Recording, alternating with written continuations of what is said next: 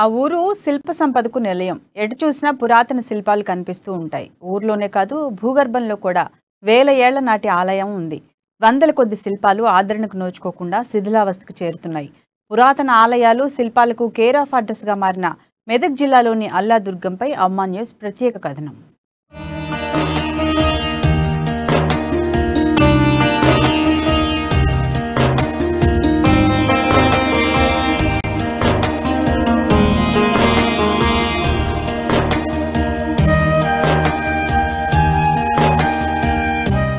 మెదక్ జిల్లాలోని అల్లాదుర్గం గ్రామం.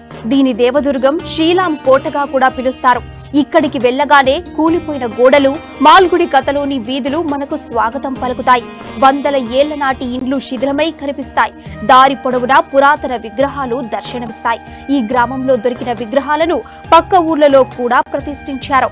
50 పురాతన ఆలయాలు, వందల శిల్పాలు అల్లదుర్గంలో ఉన్నాయని స్థానికులు చెబుతున్నారు.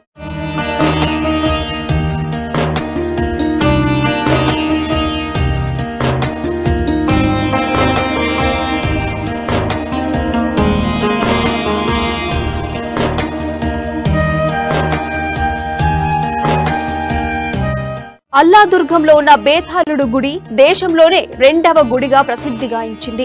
ప్రతి ఏడాది ఇక్కడ నిర్వహించే జాతరకు వివిధ రాష్ట్రాల నుండి ప్రజలు పెద్ద సంఖ్యలో భక్తులు తరలివస్తారు.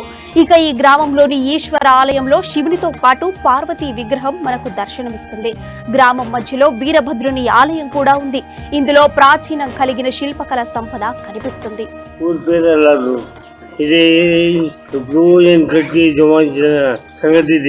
గుడి ఉంది, ఎంత ఉన్నది, ముగ్గురు వచ్చి చూసిండు పోయిండు.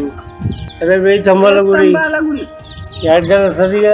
ఓ 100 పీడల మీద ఎక్కడికి చెప్పు. ఎగ్జాలు పోయినాయి, కొన్ని ముగ్గురు కొన్ని తీసుకుపోయిండు పట్టం. మళ్ళీ కొన్ని తోటలు ఉన్నాయి, కొన్ని దోశ ఓళ్ళు పడితే వాళ్ళు తీసుకుపోయారు మంచి మంచి.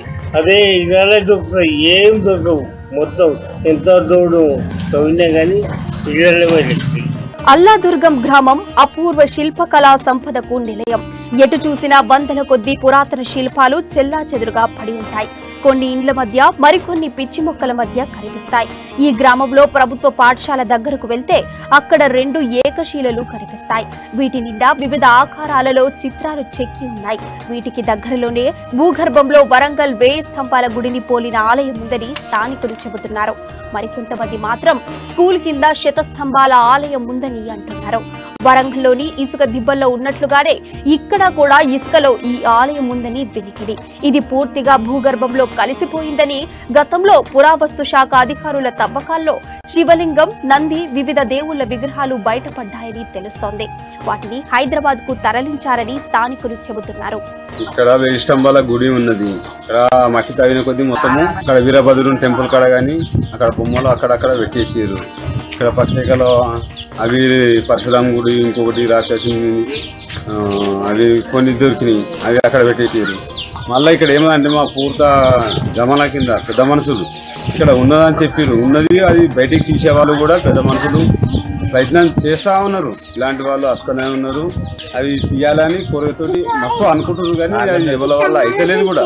అవుతుంది కానీ అవుతుంది అనుకుంటే, కానీ అది ఎవరితోటి అయితలేదు. ఇప్పటి మట్టుకు అయితే చాలా మంది వస్తూ ఉన్నారు, చూద్దామని చూస్తూ వెళ్ళిపోతుంది, కానీ తీయడానికి ముంగడికి అయ్యేటోళ్ళు లేరు దానికి. ఇక్కడ మన తెలంగాణలో అల్లాదుర్గం జిల్లా అందులో ఇక్కడ 1000 స్తంభాల గుడి ఉంది. ఈ కేసీఆర్ కానీ మన హరీష్ రావు కానీ ఇక్కడ ఎమ్మెల్యే ఈయన కూడా ఉన్నారు, కాంతి కిరణ్ కానీ వాళ్ళందరూ పట్టించుకుంటే కూడా తీయగలగాల్సి. దాన్ని తీసి ఏమున్నది, ఏం కథ ఉన్నదా లేదా, చాలా పబ్లిక్ అయితే ఇది చేస్తున్నారు.